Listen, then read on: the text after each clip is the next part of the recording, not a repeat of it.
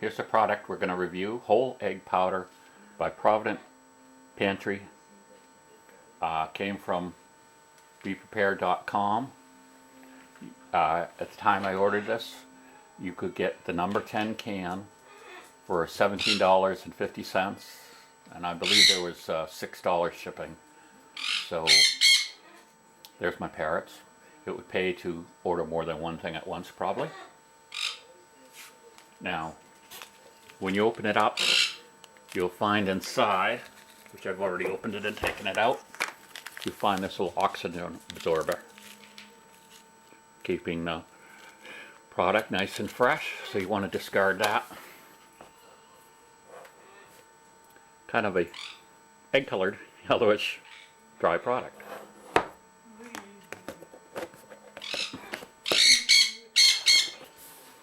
Okay, so here we are. I'm making an omelet for 2 people.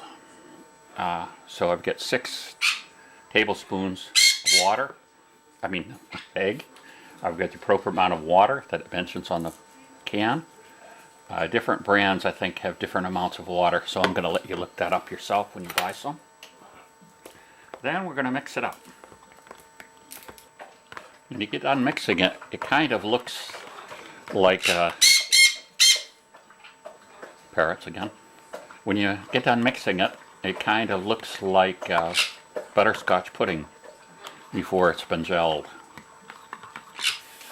The ingredients I'm going to put in, got some onions, green peppers, and some spiral ham that we have left over. Finish that off.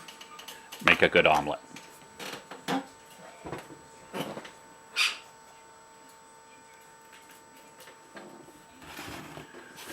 Okay. Okay, we're melting. Okay, we're melting some butter in the pan. I definitely would recommend you using butter. I'm using margarine here. I think butter would add a better taste, but I'm not supposed to add butter. So there we go. Put in our other ingredients first. And we're going to fry those up a little bit.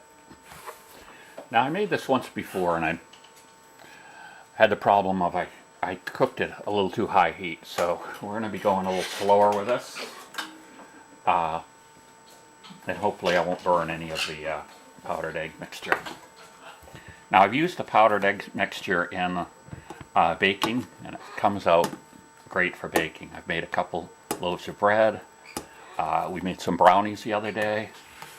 And you couldn't tell that it wasn't made with whole eggs. Now, I would say that in this application, making an omelet, you can tell they're not whole eggs, but it's still going to be pretty good. So the idea is here, we've got some other ingredients in here. Hopefully that will disguise the fact that we're not dealing with whole eggs right off. But you figure if you were out camping or something, or you could bring the egg powder with you. You could certainly have green peppers and onions with you. Maybe you wouldn't have the ham. There are some dehydrated products of these sorts of things also, which I want to give a try to at some time. But this is what we're doing right now.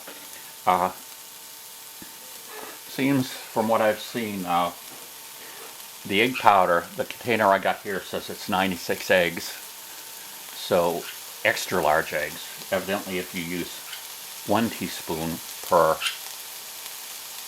egg, you'll end up with a medium egg instead of a large egg. Now, gonna cook this a little bit. Turn it up a little bit. Turn it down now.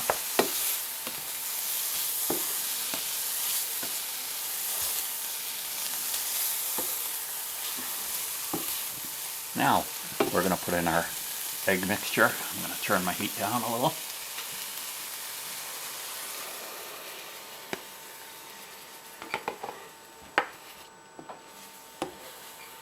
This is where it actually starts looking a little bit like egg as it starts to cook.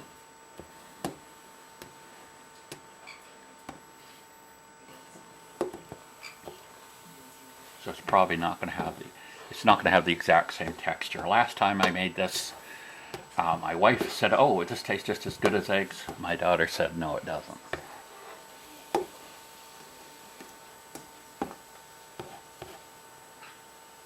So I might have scrambled this a little too much. It's coming out kind of in chunks, but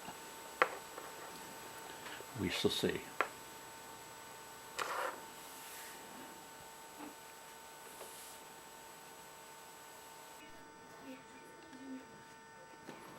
Okay, so we have the verdict is in. They came out a little drier compared to regular eggs. My wife and I both decided it tastes good, but whole eggs are better. But this is still good. Nice quick meal to put up, and I don't know, you'd have to figure out whether you think you could actually save money or not with this. It would all depend on the price of eggs.